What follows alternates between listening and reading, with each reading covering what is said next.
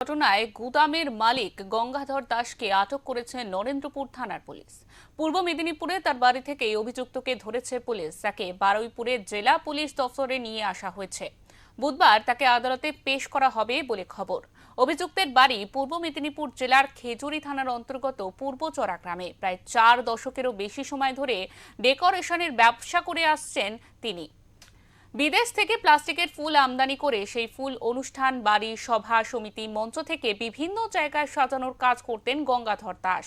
13 বছর আগে পূর্ব মেদিনীপুরের আশেপাশে কলকাতার অদূরে খেয়াদহ 2 গ্রাম পঞ্চায়েতের নজিরাবাদ এলাকায় কারখানা ও গোডাউন চালু করেন গঙ্গাধর দাস। সেই গোডাউনেই রবিবার গভীর রাতে ভয়াবহ অগ্নিকাণ্ডের ঘটনা ঘটে।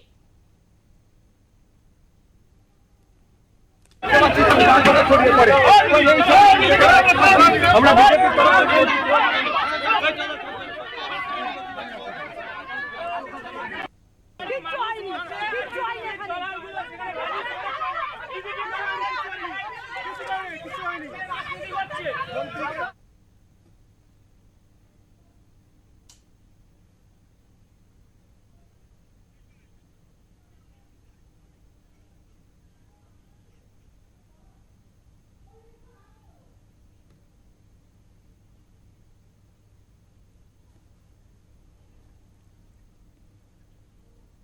আমাদের সঙ্গে ইতিমধ্যেই রয়েছেন আমাদের প্রতিনিধি সঞ্জয় মাঝি। সঞ্জয়, তোমাকে জিজ্ঞাসা করব যে আনন্দপুরের যে অগ্নিকাণ্ড জানিয়ে এতদিন ধরে হুলস্থুল কাণ্ড চলছে, সেখানে এখনো পর্যন্ত যা পরিস্থিতি, আগুন পুরোপুরি নেভানো গেছে কিনা আমরা সেই বিষয়ে সরাসরি জেনে নেব আমাদের প্রতিনিধি সঞ্জয়ের মাঝির কাছ থেকে। সঞ্জয়, কি পরিস্থিতি সেখানে? দেখো শিল্প, গত 48 একদমই সঞ্জয়, শোনা যাচ্ছে, বলো। এখনো ফায়ার ব্রিগেডে যে জায়গা নির্দিষ্ট যে গোডাউন গুলো সংলগ্ন, যেখানে গোডাউন তার মুখ্য দোয়ারটা সামনেটা ইনফ্লুয়েন্সটা ব্লক করে দিয়েছে প্রশাসনের পক্ষ থেকে, কাউকে ভিতরে ঢুকতে দেওয়া হচ্ছে না। কিন্তু মূলত যে বডিগুলো বা যারা বডি বলতে হবে, কারণ যারা যে সকল ভিতরে ছিল সেই পরিসংখ্যা এখনো পর্যন্ত পাওয়া যায়নি। কিন্তু মূলত যারা মারা গেছেন বা যাদের ফরেন্সিক, যা কালকে যেমন দেখা গেছে যে তাদের হাড়গোড়, যেখানে দেখা গেছে যতবারই আগুন নেভানো হয়েছে ফায়ার ব্রিগেডের কর্মীরা যতবারই ভিতরে ঢুকেছে দেখা গেছে শুধু হাড়গোড়ই পাওয়া গেছে। তাকে মোটামুটি ফরেন্সিকের জন্য পাঠানো হবে, তারপর তার পরিচয় জানা যাবে। এখন পর্যন্ত ভিতরে কাউকে প্রবেশ করতে দেওয়া হচ্ছে না, মূলত ঘিরে রাখা হয়েছে।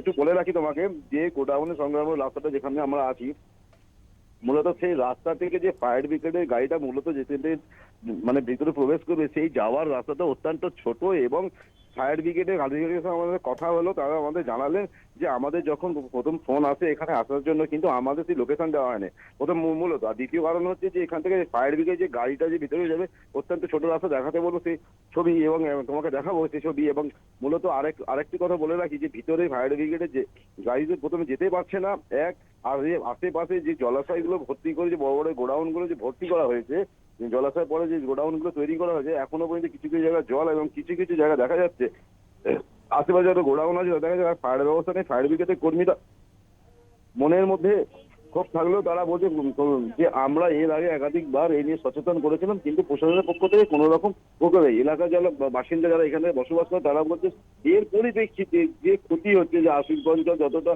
মানুষের কর্মযত হতো, যে আজকে যে এই ঘটনা ঘটানোর পরে সেই কোনো কর্মস্থান হওয়ার সম্ভাবনাটা প্রায় নিশ্চিত হয়ে গেল। একদমই সঞ্জয়, গতকাল আমরা জানতে পেরেছিলাম যে মৃতের সংখ্যা, সেই মৃতের সংখ্যা কি আজ বেড়েছে, কোনোভাবে কি জানা যাচ্ছে? দেখো শিল্পা, যে একটা যেটা খবর পাওয়া গেছে যে ওই কোম্পানির মালিককে, তাকে মূলত তাকে গঙ্গাধর বলে, যিনি একজন ছিলেন পুষ্প নারায়ণ যে প্রাইভেট লিমিটেড, ওনার কোম্পানির নাম। সেই কোম্পানির মালিককে গঙ্গাধরকে ওনাকে ধরা হয়েছে এবং ওনাকে আজকে আদালতে তোলা হবে, তারপর বেশ কনফারেন্স। কিন্তু মূলত সঠিক কজন মানুষ মারা গেছে মূলত এখনো পর্যন্ত জানা যায়নি। তোমাকে একটু বলে রাখি, যেমন পূর্ব মেদিনীপুর থেকে 28 জন এসেছিলেন, পূর্ব মেদিনীপুর 28 জন এসেছিলেন, তাদের 2 জন পাওয়া গেছে, বাকি নিরুদ্দেশ। তাদের বাড়ি পরিজনরা এসছেন এবং তাদের থানায় লিখিত থানায় এখানে ডায়েরি করেছেন। এবং এছাড়াও পশ্চিম মেদিনীপুর থেকেও 6 জন এসেছিলেন, এখন কত মানুষ যে এখানে এসেছিলেন এবং ভিতরে তার খোঁজই প্রশাসনের পক্ষ থেকেও পাওয়া যায়নি, এবং সঠিক তো তারাই দিতে পারবে একমাত্র এর মধ্যে যারা যে 3জন আহত অবস্থা যাদের এখান থেকে হসপিটালে ভর্তি করানো হয়েছে তারাই একমাত্র বলতে পারে ভিতরে কত মানুষ ছিল। বাইরে থেকে বলা সম্ভব না, এতটাই ভিতরে, এবং গোডাউনটা বাইরে থেকে মুখ্য দরজাটা বন্ধ থাকার বলুন যে ছোট একটি গেট ছিল। কারণ মানে তুমি ভেবে দেখো, যখন অগ্নি সংযোগ হয় বড় মেন গেটটা বন্ধ, বাইরে থেকে ছোট একটা গেট, তাদের পরিজনকে ওখানে যারা, যেটা আমরা সূত্রের মারফতে জানতে পারছি যে ওখান থেকে যারা ভিতরে ছিলেন, যে শ্রমিকগুলো, যে মানুষগুলো, তারা তার পরিজনকে ফোন করে বলেছে এরকম আগুনের মধ্যে পড়েছি, হয়তো তারা বেরোতে পারবে না। তুমি ভেবে দেখো যে তারা দেখতে চোখের সঙ্গে মৃত্যু হবে জানা সত্ত্বেও তারা নিরুপায় কিছু স্বেচ্ছায় যেন মৃত্যুর জন্য অপেক্ষা করতে হলো, এবং তার পরিজনরা বাইরে ঘুরে বেড়াচ্ছে, তারা জানতে পারছেন না যে তাদের আদেও তারা ফিরে পাবেন কি। যারা মারা গেছে তো বাদ দাও, সেদের ডেড বডিটা পাওয়া যাবে সেটাও পাওয়া যাবে। এখন প্রশাসনের কাছে সবচেয়ে বড় চ্যালেঞ্জ হচ্ছে কোনটা কার ডেড বডি, তার জন্য ফরেন্সিক নমুনা নিয়ে যাবে এবং ফরেন্সিক রিপোর্ট আসার পরেই জানতে পারবে। শিল্পা, একদমই সঞ্জয়, তুমি যে বললে যে 3জনকে হাসপাতালে ভর্তি করা হয়েছে, তাদের এই মুহূর্তে কি পরিস্থিতি রয়েছে শারীরিক? দেখুন তাদের যে হাসপাতালের অবস্থা অত্যন্ত স্থিতিশীল, কারণ অধিকাংশ তাদের বেবিয়ারে পুড়ে যাওয়ার ফলে এখনো তাদের অবস্থা আপাতত ভালো বলা যায় না, কিন্তু তবুও এইটুকু বলা যায় যেখানে যে মৃত্যুর সংখ্যা মিছিলে দিন একটার পরে যত দিন যাচ্ছে, ঘন্টা যাচ্ছে, মুহূর্তের মধ্যে মৃত্যুর সংখ্যা বাড়ছে, এবং সবচেয়ে বড় কথা যে 3জন বেঁচে আশা করা যায় তারা মোটামুটি আছে, কিন্তু এখনো তাদের তেমন একটা সুস্থ বা ক্যামেরার সামনে বা প্রশাসনের সামনে বলা এরকম কোনো রাস্তা দেখা যাচ্ছে না। একদমই সঞ্জয়, এখনো পর্যন্ত যে শ্রমিকেরা নিখোঁজ রয়েছেন, একেবারে বলা যায় অনেক বেশি পরিমাণে, আমরা যা শুনেছিলাম অন্তত 25 জন নিখোঁজ রয়েছে, তাদের পরিবারের লোকজন সংবাদ মাধ্যমের কাছে কিছু জানিয়েছেন? দেখো আমি তোমাকে আবার বলি, 25 জন, যে পূর্ব মেদিনীপুর থেকে 28 জন এসেছিলেন, পশ্চিম মেদিনীপুর থেকে 4 জন, এখানেই হয়ে গেল 32 জন। মানে মূলত আরো এরা যে প্রশাসনের পক্ষ থেকে যে বলা হচ্ছে যে 14 জন, 14 জন, সঠিক পরিসংখ্যা হিসাব তো প্রশাসনও দিতে পারছে না।